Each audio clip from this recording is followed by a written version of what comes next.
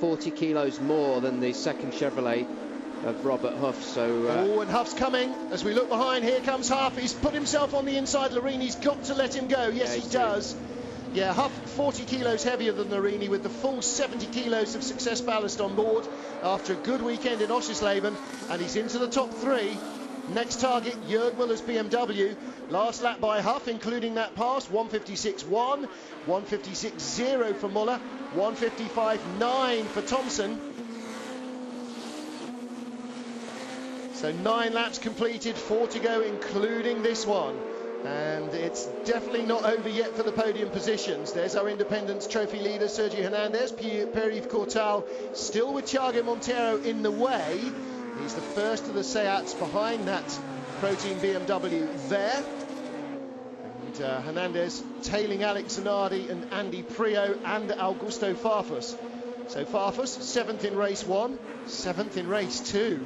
I wouldn't have put money on that. No, nothing between these cars. Good showing by Hernandez in an independent privateer team car on the back of those half-dozen works cars, and well on the back. His lap time, 55.9 on the previous lap, was faster than everyone except the leader, James Thompson. Really at a loss to explain why his teammate in an identical car, Stefano D'Aste, is half a second slower almost every lap than Sergio Hernandez. And D'Aste, 1, 2, 3, 4, 4th in the Independence Trophy, again behind Franz Engstler, and again struggling to hold off Jaap van Lagen's Lada. So the Lada coming on in leaps and bounds. When the Lada's battling with the BMWs that are a well-proven turnkey operation, then you know it's having a good weekend, and they are having a good weekend. A lot of white on the front of that black car, isn't it? He has been trailing everybody, well, Coronel predominantly, through that quick dry lap after lap. And Menu's matte black car is now looking like it's been driving through a snowstorm. It's gone grey. It has definitely gone grey. As is Alain himself. He won't thank you for mentioning. No, I didn't say it. You did. No, I know I didn't. That's why he wouldn't thank you. He won't thank me either. But I say it a lot. James Thompson then just squeezing away by a 10th or 2 every lap from Jörg Müller out front. Huff 3rd and Larini in 4th place. Ivan Müller still trying to find a way past. Looking here at Coronel with Engstler behind him now as Menu's got by Tom Coronel. Coronel really disappointed this weekend. The petrol engine Seat, or his, particularly the Sunred car, really not going well. I mean, bear in mind the only other petrol engine Seat is Pierre-Yves Courtal, the independent Hexagon car, and that's now 2 spots up the road in front of Coronel. Coronel was on the podium last time out in Oschersleben. I mean, it's all right, it was his first podium of the season, but he's really starting to be a bit frustrated with trying to stay in the middle of the independents, never mind in front of them or near the front of the field. Prio looking threatening. He's on the back of Farfus in the other BMW here, and he's been setting fast lap times, so he's lining him up for a go at the end of the lap, possibly onto the front straight. And the key is Rydell, the first of the Seats there in front of Farfus, because it's holding Farfus up. Yeah. And you're right, Prio is close. And as Andy always says, if you can get 2 points instead of 1, you give it everything, because you might need that 1 point at the end of the year.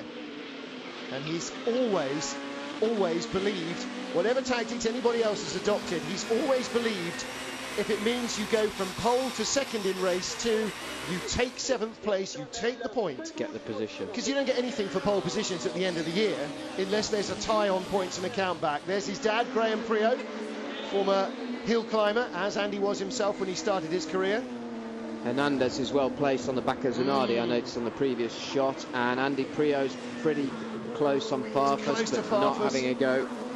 Well, you see, now the deal is with Prio and the 2 Schnitzer cars is it has to be clean. They've got this really strong bond between them, although necessarily they're in different teams. The 3 drivers do not hit each other off.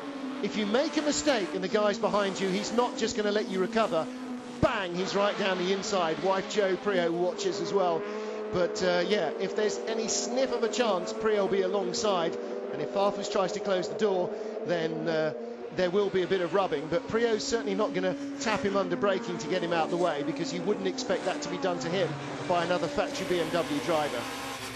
Whatever else, you have to argue with Mario Tyson about the rights and wrongs of it. And you hit him and he's another factory driver I pay for. Doesn't really have much of a counter argument, does it?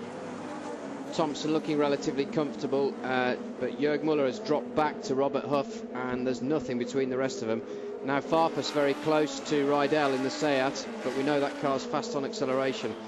See if Farfus can position himself well, ready for a run on the last straight. Again, the key for these guys really is going to be what we've seen before, being well placed out of the Ravazza in the slipstream, and the two BMWs will suck the Seat back towards them because they're so close. But you see down the hill again. Up a bit. Yeah, as long as Rydell can get through Ravazza 2, then he's okay. Hernandez is harassing Zanardi in hope rather than in deliberation, I think. Zanardi skating around a little. Farfus not close enough. The turbo diesel just about doing enough to stay in front, and Prio can't match him either. Thompson 1.3 away now, and you're right, Müller is very much dropping back towards Huff. Huff's on his back bumper at Tamburello. Huff 0.45 behind. Across the line behind Coronel, trying to hold off Engstler for 14th place. There's the leader in the red Honda. Jörg Müller and Rob Huff, second and third. And Huff definitely with the quicker of these two cars. His fastest race lap is just a tenth or so quicker than Jörg Müller's, but he's been able to put those in all the time. And Jörg at the moment still consistently a tenth of a second a lap slower than Rob Huff, but it sounds like there's a margin there, but in realistic terms, that margin only exists as long as you're catching somebody. Once you're up behind them, tenth of a second quicker is not really enough to make a big move. It's not enough. You can't. It's not going to propel you past them. That difference. You can't drive over the top of them or through them as much as some of them try to. Prio's got past. Yeah. That's Prio in seventh, and here's how it happened. With Andy Prio down the inside. Straight by, mistake by Augusto Farfus, not even the sign of contact there. Farfus outbraked himself, and maybe therein lies the key to why he wasn't quick in the opening laps. Maybe he's just got a bit of a long pedal or something. That looked like it was down into Tosa, actually, from Villeneuve into Tosa. Thompson making space for himself now. If he was using his tyres economically early on, then he's certainly got the car that can hold off the leaders, but Jörg just pulling away from Rob Huff. I wonder if, unseen by us, Huff had a bit of a lunge maybe up at Acqua Minerale or somewhere.